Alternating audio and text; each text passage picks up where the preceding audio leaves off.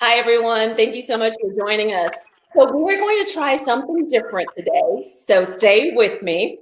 So there's been a lot of buzz about quarantine hair, and I have to say I am kind of missing my hairdresser. So now when this is all over, I'm going to come see you first. So you can either wait to see your hairdresser, or let me show you here, or you can do what these guys have done. Just shave it off, right, guys?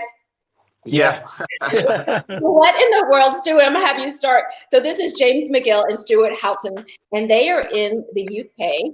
And we're going to get to more information about what's happening in the UK with COVID-19 in just a minute. But this is a fun Friday. We're going to end on something happy. I love what you're doing. Stuart, why shave your head?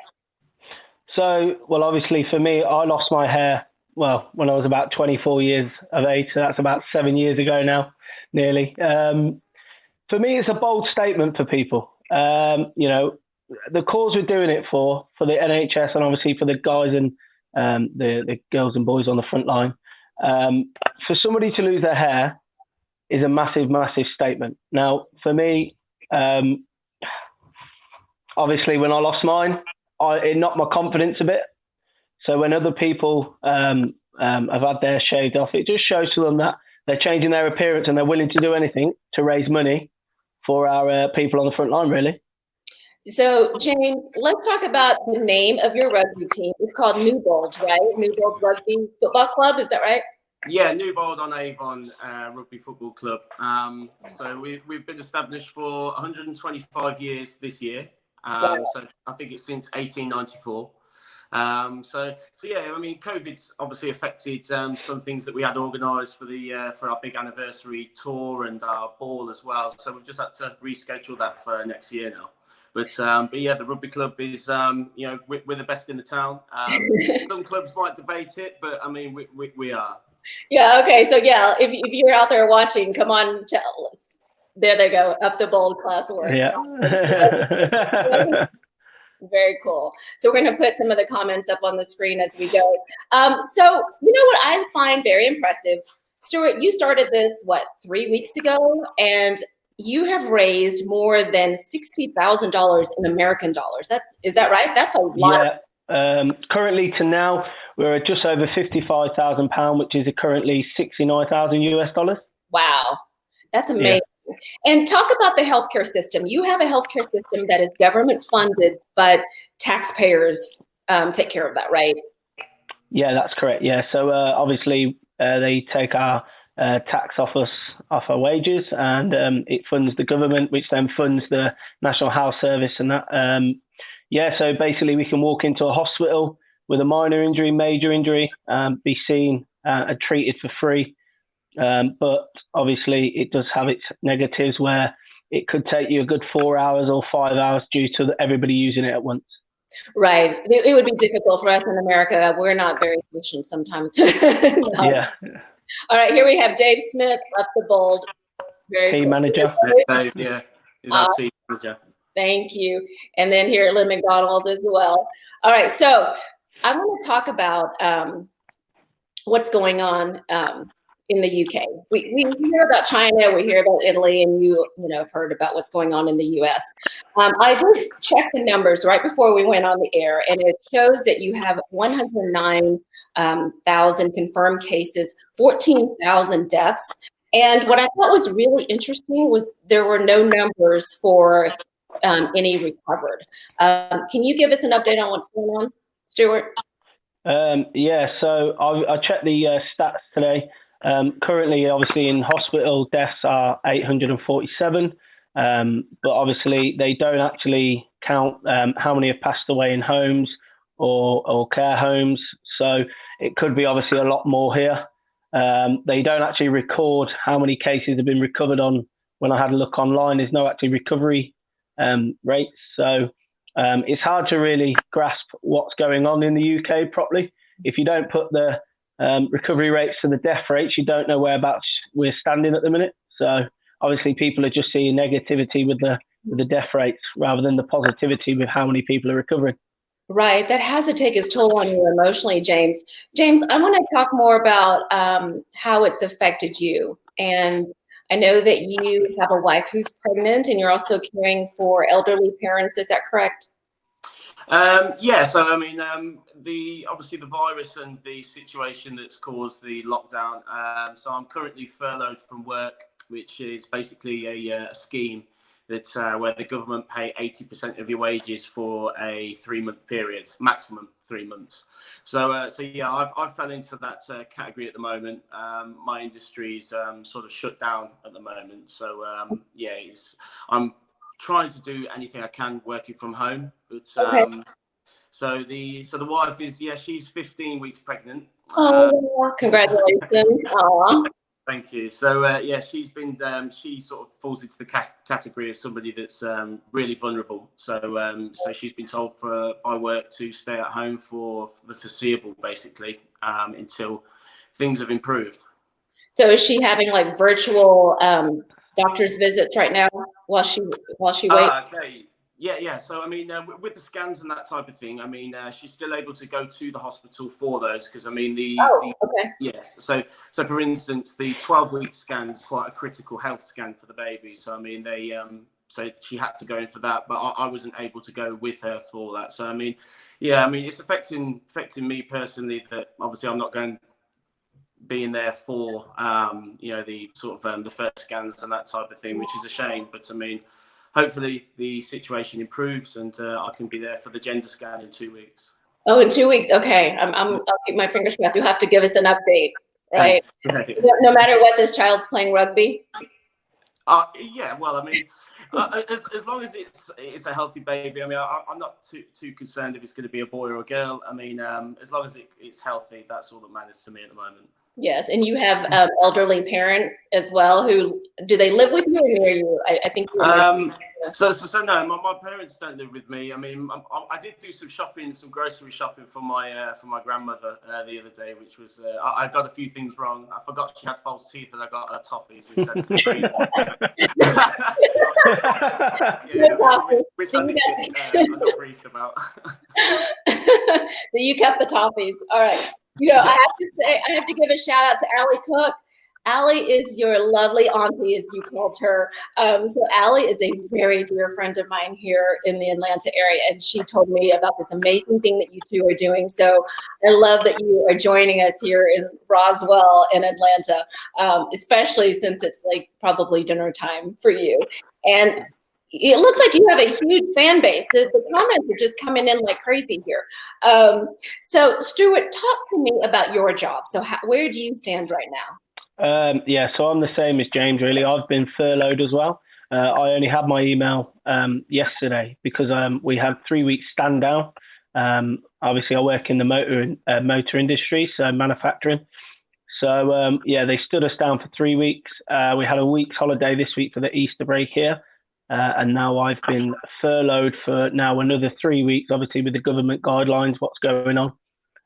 So I should find out again in 3 weeks. Obviously, nobody really needs a car at the minute with everything happening. So we can sit back on them, and Jaguar Land Rover will bring us back in when it's safe to do so, I'm sure. Well, I'm hearing that car sales, the prices are dropped. And my neighbor yesterday just bought a new car. So I don't know where he's going with it, but so I don't know if it's the same situation maybe right now. Well, with the car industry here, it's been a bit hit and miss at the minute. People haven't really been buying too many cars, obviously with everything that's gone on and everything that's happened over here with the other things. But the only thing I'm sure that has dropped over here is the fuel prices. That's about it, really. Fuel prices, yes. So let's talk about the scene. So you guys actually live in Rugby, United Kingdom. So that's where rugby actually started and was invented. I don't know how many years ago. You said 100 and something years ago. So talk about the scene there. You're saying that you're home. So is it pretty, empty out there? Are people going to the grocery stores? Do you see people out walking and taking in the outdoors, or are they pretty much just holed up inside? Yeah, so I mean, obviously everyone's allowed out for like a once a day exercise. So I mean, in the evenings, I mean, you can see sort of like plenty of people out and about walking. But I mean, I have drove through the town centre recently on the way back from sort of grocery shopping. The town centre's pretty dead in the sense that there's nobody there, and the supermarkets, there's all the social distancing, and they're only allowing in a certain amount of people at a time, and also they've got separate sort of times for NHS workers and for the elderly as well. So it's good to see that they're obviously sort of setting aside allotted times for more vulnerable people or people that are obviously on the front line doing sort of the great work that they are at the moment. No, that's wonderful. I think it's pretty much the same situation here. So, Stuart, are you seeing that people are pretty much obeying the rules? Are they pretty much keeping to themselves? I see that. Yesterday, obviously, every Thursday we do a clap for the NHS. Now, I did see some things on Twitter and Facebook in London on Westminster Bridge. People really compacted, clapping. So there are people that are following the rules, and the police are stamping down on it gradually. It is taking a while, but hopefully people are starting to get the message now. So the beaches are starting to flood and get away from them, and the parks and that. But obviously everybody's doing their daily exercises, like James said earlier. Okay, so we're getting a lot of questions, and Ali's asking how many shave their heads to raise the money, but it looks like we may have an answer from Dave Smith. Is that correct? Over 200? Yeah, we're reaching nearly 300 people now. Wow. And let's go back to that. I think that what I think is neat is you have your rugby club, but then you've also challenged other rugby clubs. And so how many others have gotten involved? So currently, all the rugby clubs in our local area in rugby have actually got involved. So we've got a few. We've got the Old Laurentians, Rugby Welsh, AEI, Rugby St Andrews, Rugby Lions as well. So they've all actually come forward, and other clubs actually, even Long Buckby. We had about 10 guys come from there, and they even donated £1,000 to join the cause. So we've had some really, really good help from other people, and some so everybody's been really, really good and supportive with it, really. So besides you guys, which other team is like doing spectacular? Who's in the running for number 2? Usually in our town, it's been us, and then it's a battle between Rugby Lions and Rugby Lions we're the biggest team in the town, but we've actually now took over from them. It's Rugby Lions is most probably second, Old Laurentians, and then everybody's doing so well in their respective leagues. It sort of jumps up and down sort of like season, doesn't it? Yeah, everybody's doing very well in their respective leagues. Rugby Welsh got promoted out of their league this year, so everybody's doing really well, really. Oh, so you guys have a friendly competition, I can see. So Joanne, proud mom, welcome to in Newbold. Aw, that's your mom? Say again, sorry?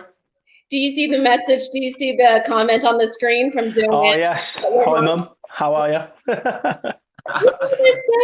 I love it. Okay, so Steve also responded over 200. Hi, Steve. Thanks for tuning in.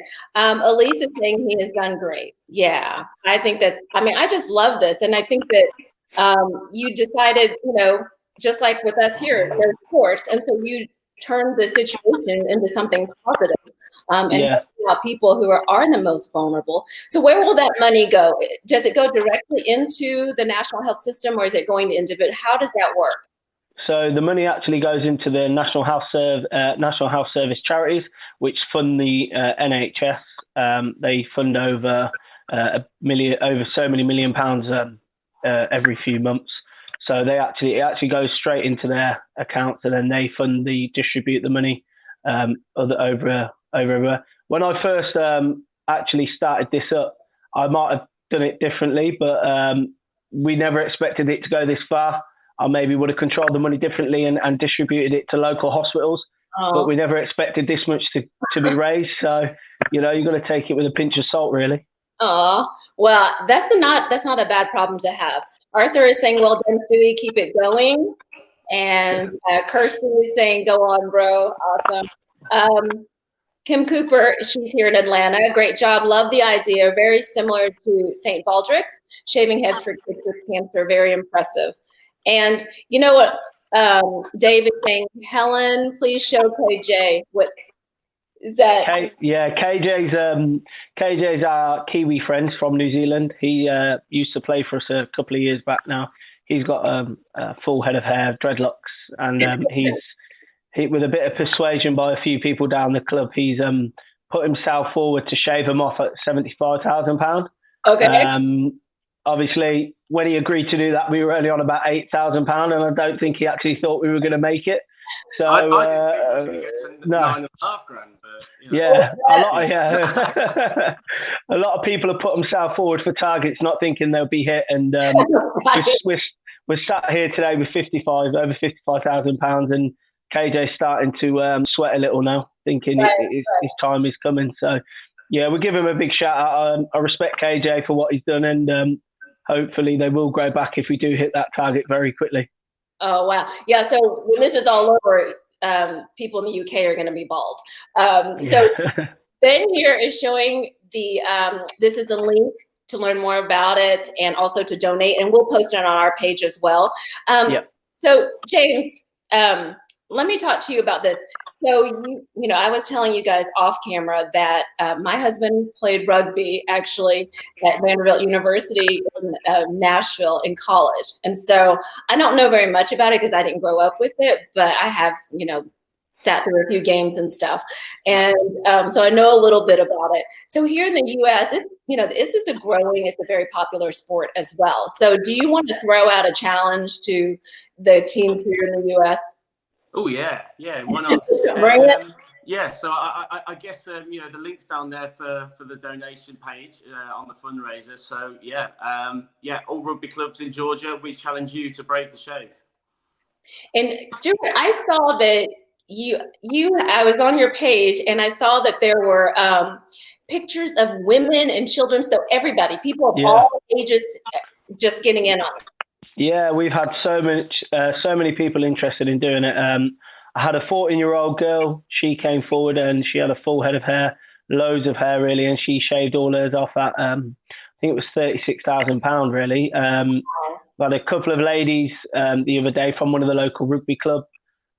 They both shaved their hair for it as well. And today I had a 4-year-old child join up at £60,000, and it really touches your heartstrings when you've got kids that want to do well for the charity, and and help everybody out. Really, it just shows the support we have. That's amazing. Let me just read some of the messages because they're coming in. So Dave McPherson is saying, hey, if you could mention the service industry online benefit concert supporting local bars and restaurants in Roswell. Oh, definitely, David, send that to us. We will share that with our followers. And Ben is saying this was all the plan from Stu to make us feel like him, bald. Yeah. He wants more people to take over the world. Is that right? I think you're getting there. Yeah, bold is beautiful. That's what it is. That's what they all say. Bold is beautiful. Bold is beautiful. Isn't it ironic that the bold guy started all of this as well? Right. Well, that's what was funny is because before I met you guys, I sent a message saying, hey, would you mind sending me some pictures of before and after? So James, I got your before and after with your head, all your hair in your hand. And then Stuart's like, this is the before and after because you didn't have to shave it. If I sent you a before shot, it would have been when I was at school about 12 years ago. Oh. Yeah. Here's Russell. Up the bald. Up the bald. A lot of support for the bold. Oh, that's my mate Ricky who I started it with. That's so funny. Okay. So we're gonna go through this. So we will issue a challenge. And thank you so much for joining us tonight and just making this so fun. It's the first time we've gone overseas, and clearly you have a huge following because our numbers are big right now. Allie is saying James used to be handsome. Cheers, Allie. Maybe she don't agree with the bold is beautiful. Some of us had a lot more to lose than others, You guys are so fun. I feel like you should just come back every week just to make this It's like taking the show on the road. Well, we got plenty of time. We're not going anywhere anytime soon. So I know, everybody. right? That's what I was thinking. All these people who've signed up to go bald, they're probably not thinking that we could actually go back. No. Oh, here's one more message here. So from Jonathan, hi James. I was literally just speaking to him about half an hour ago. Well, your friends show up, and that is obvious. And so thank you for showing up for us. And for everyone who tuned in today on this Friday at 1 here in Atlanta, Roswell, and 6 o'clock there, thank you so much. Oh my goodness, it's still coming in. Bald is beautiful. And with that, we thank you. Have a great weekend, guys. We appreciate it. Thank you. Bye. Thank you. Bye-bye.